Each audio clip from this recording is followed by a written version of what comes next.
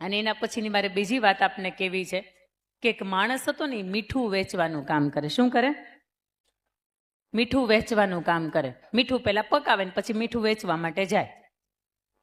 દર વખતે મીઠું વેચવા માટે જાય ને તો મીઠાનો ભાવ 50 પૈસા કિલો મળે, 70 પૈસા કિલો મળે, 60 પૈસા કિલો મળે, આવું મળે.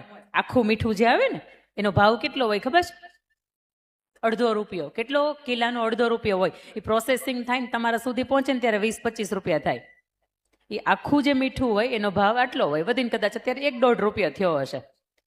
એ માણસને ક્યારેક એમ થાય કે હું આજે પગે લાગીને જાઉં ને ભગવાનને તો મને ક્યારેક 90 પૈસા આવે છે. હમણાં મંદી ચાલે છે, લે ને ભગવાનને પગે લાગતો જાવ. એ માણસ ગાડું એક બાજુ મૂકે અને ભગવાનને અંદર પગે લાગવા માટે મંદિરની અંદર જાય. અને અયોધ્યા જેવું મંદિર હશે કે અંદર ગયા પછી ભૂલાઈ જાય કે બહાર ગાડું પડ્યું છે, 2 બળદ બાંધ્યા છે અને ગાડાની અંદર મીઠું ભર્યું છે. માણસ અંદર જાય, ભગવાનની ભક્તિ અંદર એટલો બધો લીન થઈ જાય કે પાછળથી બરાબરનો વરસાદ આવે, મીઠું ઓગળી જાય, એના બળદ ભાગી જાય અને એનું ગાડું હોય ને કાદવની અંદર જઈને ખૂંચી જાય. એ માણસ 25-50 મિનિટ પછી અંદર મંદિરમાંથી બારો આવે.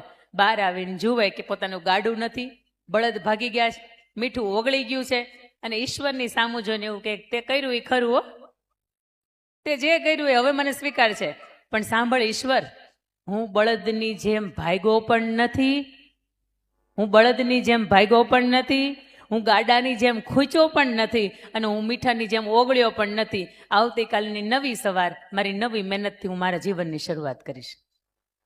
આવી હિંમત ભરી શકો ને તો જીવનની અંદર કંઈક નવું સર્જન કરી શકો.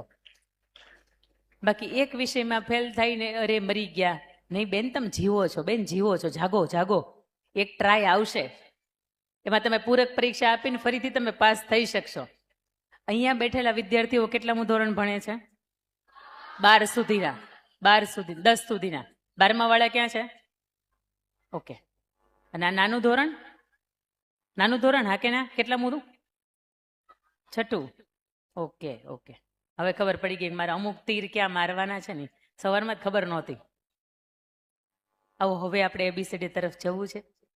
આપણે, મેં તમને કહ્યું એમ કે સવારમાં એ કંટાળો આવતો હોય ને એને હુઈ જવાનું છૂટ હો. હું કામ એને ખબર છે? શું કામ? એને ઘરનું મકાન હોય, સરસ મજાનો બંગલો હોય, ઘરનો પોતાનો પર્સનલ બેડરૂમ હોય, ઓઢવાનો ચાદર હોય કે ઓઢવાની જે રજાઈ હોય ને 4-4, 5-5, 10-10 હજારની હોય, તેમ છતાંય તે અડધી રાતની અંદર 10 પડખા ફરે ને તો એ ઘણાને ઊંઘ નથી આવતી. એને 2-4 ટીકડીઓ ઊંઘની લેવી પડે પછી ઊંઘી શકે. પણ એ અંકિતાબેન બોલતા હોય